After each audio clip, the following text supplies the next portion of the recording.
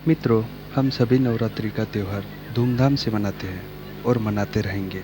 नवरात्रि के 10 दिन हम देवी माँ की पूजा अर्चना बड़े मन से करते हैं। पर आज हम ये जानने के लिए यहाँ पर आए हैं कि हम लोग नवरात्रि क्यों मनाते हैं? आखिर इसकी मान्यता क्यों है? आखिर नवरात्रि मनाने के पीछे की कहानी क्या है? तो आइए, स्वागत है आपका स्टोरी टेलर में। जानते हैं कि ये कहानी क्या है।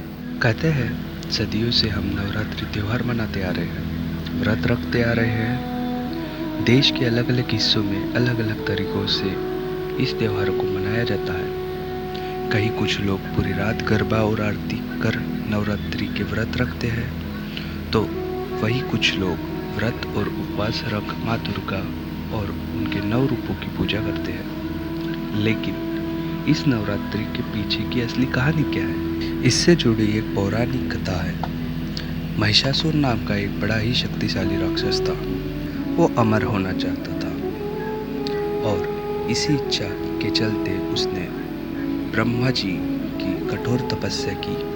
ब्रह्मा जी उसकी तपस्या से खुश हुए और दर्शन देकर कहा कि उसे जो भी वर चाहिए वो मांग सकता है। महिषासुर ने अपने लिए अमर होने का वरदान मांगा। यह बात सुनकर ब्रह्मा जी महिषासुर से कहते हैं, जो इस संसार में पैदा हुआ है उसकी मौत निश्चित है, इसलिए जीवन और मृत्यु छोड़कर जो चाहो मांग लो। ऐसा सुनकर महिषासुर कहता है, ठीक है प्रभु, फिर मुझे ऐसा वरदान दीजिए कि मेरी मृत्यु ना तो किसी देवता या असुर के हाथ हो और ना ही किसी मानव के हाथ हो, अगर हो तो किसी स्त्री के हाथों हो। महिषासुर की ये बात सुनकर ब्रह्मा जी ने तथास्तु कहा और उनको वरदान दिया कि हाँ, तुम्हारी मृत्यु किसी स्त्री के ही हाथों होगी, और वे चले गए।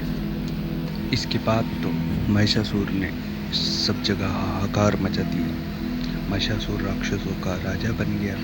उसने देवताओं पर आक्रमण कर दिया। देवता घबरा गए। हालांकि उन्होंने एकजुट होकर महिषासुर का सामना किया, जिसमें भगवान शिव और भगवान विष्णु ने भी उनका साथ दिया।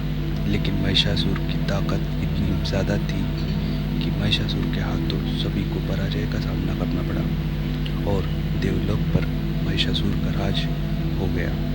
महिषासुर से रक्षा करने के लिए सभी देवताओं ने भगवान विष्णु के साथ आदिशक्ति की आराधना की।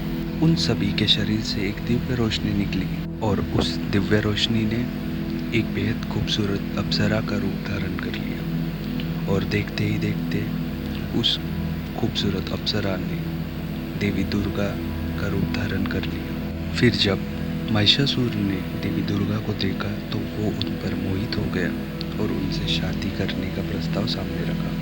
वो बार बार यही प्रयत्न करता था कि देवी दुर्गा उनसे शादी कर ले। देवी दुर्गा उनके शादियों के प्रस्तावों को लेकर मान गई, लेकिन उन्होंने कहा कि मेरी एक शर्त है। देवी दुर्गा ने महिषासुर से कहा कि महिषासुर को उनसे लड़ाई करनी पड़ेगी। अगर महिषासुर उनसे जीतते हैं तभी तो देवी दुर्गा उनसे शादी करेगी। महिषासुर ने देवी दुर्गा की ये शर्त मान ली और फिर लड़ाई शुरू हुई, जो कि 9 दिन तक चली। और ये 9 दिन तक चलने वाली लड़ाई 10वें दिन समाप्त हो गई और 10वें दिन देवी दुर्गा ने महिषासुर का अंत कर दिया, और तभी से ही नवरात्रि का पर्व मनाया जाता है। ऐसी ही रोचक कथाएं सुनने के लिए हमारे चैनल को लाइक, शेयर और सब्सक्राइब करें। धन्यवाद।